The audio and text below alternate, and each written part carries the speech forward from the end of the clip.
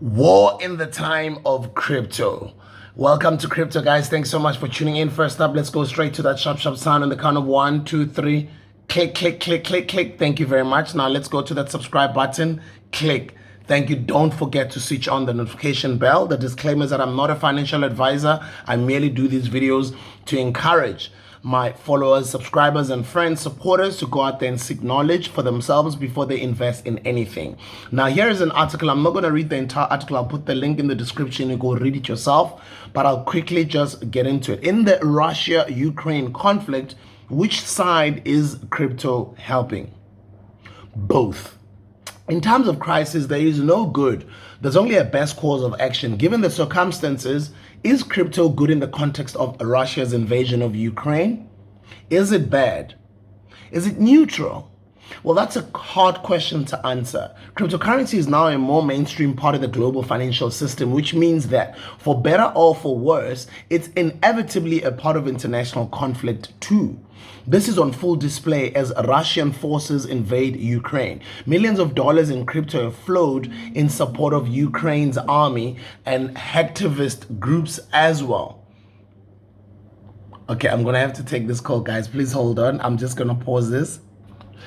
Even the Ukrainian government is now soliciting donations in crypto and has already raised more than 15 million US dollars. Some Ukrainians are also turning to crypto as an alternative to Ukrainian financial institutions, which are limiting people's access to bank accounts and foreign currency.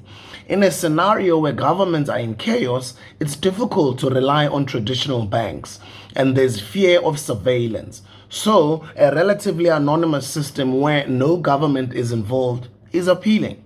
The fact that it can't be frozen, the fact that it can't be censored, the fact that it can be used without an ID is very, very, very important. And that is why Bitcoin is such an important humanitarian tool. Just how useful an avenue crypto is for people in crisis or organizations in need of donations is up for debate. You need a relatively sophisticated understanding of the technology to use crypto. And if you weren't already set up for it, the onset of a war might not be the moment to try and do it.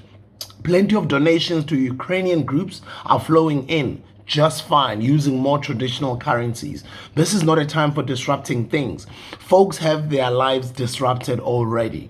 All of the things that make crypto appealing to those under siege apply to those doing the sieging as well.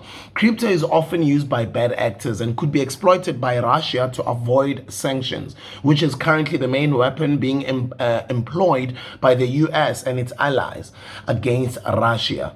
Its prevalence in cyber warfare also means people holding crypto could be a target for cyber attacks. And although one of the main appeals of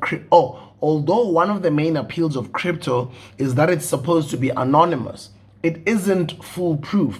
More broadly, cryptocurrencies are quite volatile. While proponents of the crypto space often argue that Bitcoin and the like are some sort of digital gold, they've lost value amid global uncertainty, undercutting the argument that they're a kind of a safe haven. If you imagine a scenario where you take $1,000 out of Ukraine in a cryptocurrency, and by the time you're able to convert it back into cash, it's lost half of its value. That is not ideal. But what if crypto is the easiest way to get money in a crisis? Is it better than nothing at all? We don't know. You can read the rest of the article yourself. I'll put the link in the description. It's from vox.com. Now, a couple of weeks ago, before the invasion started, a lot of us who have been following this war, we do know that it's been looming for many, many years, since a couple of years ago. And we do know about the history of the Soviet Union and the Ukraine breaking out and getting its own independence and what is going on right now, and Ukraine's relationship with NATO and America being in the forefront of the NATO allies, all those countries, the Frances of this world, the Italies of this world, the Germanys, etc. We now understand that sanctions have been imposed against Russia. We did hear the American president mention it. But now we don't know. Will Russia resort to cryptocurrency? Will Russia resort to Bitcoin? We don't know what's going to happen. What is the future? We don't know crypto in the time of war. This is the first time ever. Is it good for Ukraine? Is it good for Russia? We don't know. Is it a good time to get into crypto right now? I cannot advise and say yes or no. All I know is that for me, I see it as a future of digital currencies, and cryptocurrencies are here and they're here to stay. So it's quite interesting times that in times of war, there is digital currencies like crypto. Will the global financial system collapse? Will this be the beginning of a new adoption or a huge adoption into the cryptocurrencies moving forth? Because we also did hear that Russia is one of the biggest oil suppliers to the whole world. Now, with sanctions being imposed against Russia, and with a lot of countries saying they're pulling off Russian vodka or Russian products or goods off of their shelves, we don't know how the future looks like. All we know is that this is the first time ever in the history that cryptocurrencies are being explored in times of war. Only time will tell if what's going to happen in the future. I'm looking into learning more. I'm looking into observing what's going on. Me being an African, I love peace. I am for peace.